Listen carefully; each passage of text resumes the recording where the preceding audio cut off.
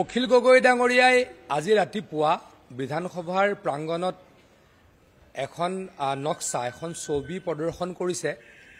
তাতে মুখ্যমন্ত্ৰী ডাঙৰীয়াক তেখেতে ধৃতৰাষ্ট্ৰ বুলি কৈছে।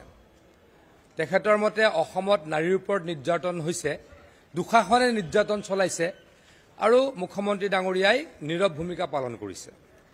মই অসমৰ ৰাইজক ক'ব খোজো যে মুখ্যমন্ত্ৰী ডাঙৰীয়াই নাৰীৰ সুৰক্ষাৰ কাৰণে কিমানখিনি কৰিছে আৰু তেখেতে অতি দৃঢ়ভাৱে নাৰীক যোনেই গাত হাত দিছে, নাৰীক ব্যৱহাৰ কৰিছে, মুখিমূৰ কৰিবলৈ অহৰহ প্ৰয়াস চলাইছে।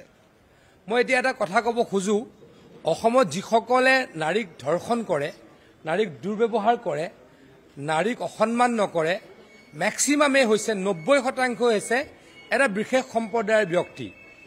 আৰু এই বিশেষ সম্প্ৰদায়ৰ ব্যক্তিসকলৰ পৃষ্ঠপোষক কোন, মুখ্য পৃষ্ঠপোষক কোন? অখিল গগৈ ডাঙৰীয়া। এই বিশেষ সম্প্ৰদায়ৰ দুঃশাসনসকলৰ জ্যেষ্ঠ ভাতৃ কোন? দুৰ্যোধন অখিল গগৈ ডাঙৰীয়া।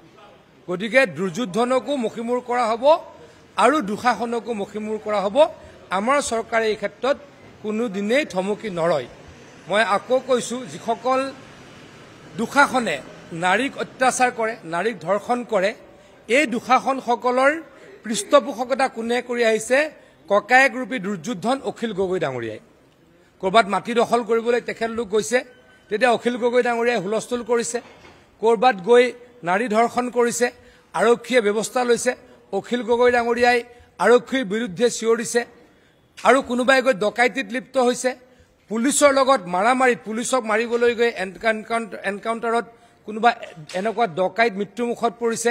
বিধানসভাত তালফাল কোনে লগাইছে? এই দুৰ্যোধন অখিল গগৈ ডাঙৰীয়াই। গতিকে অসমৰ আবাল বৃদ্ধ বনিতা সকলোৱে জানে যে এই বৃহৎ ব্যক্তি, যিসকল দুঃশাসন, যাক দুঃশাসন বুলি অখিল গগৈ ডাঙৰীয়াই অভিহিত কৰিছে, সঁচাকৈও তেওঁলোক দুঃশাসন, এই দুঃশাসনৰ ককায়েক দুৰ্যোধন অখিল গগৈ ডাঙৰীয়া। গতিকে অখিল গগৈ ডাঙৰীয়া, আপোনাৰ ভাতৃসকলক বুজাওক যে নাৰীক ধৰ্ষণ কৰিব নাপায়। আপোনাৰ ভাতৃসকলক কওক নাৰীক সন্মান কৰক, তেতিয়া অসমখন বহুখিনি ঠিক হ'ব, বহুখিনি অসমখন শান্তিত থাকিব বুলি আমি উপলব্ধি কৰোঁ।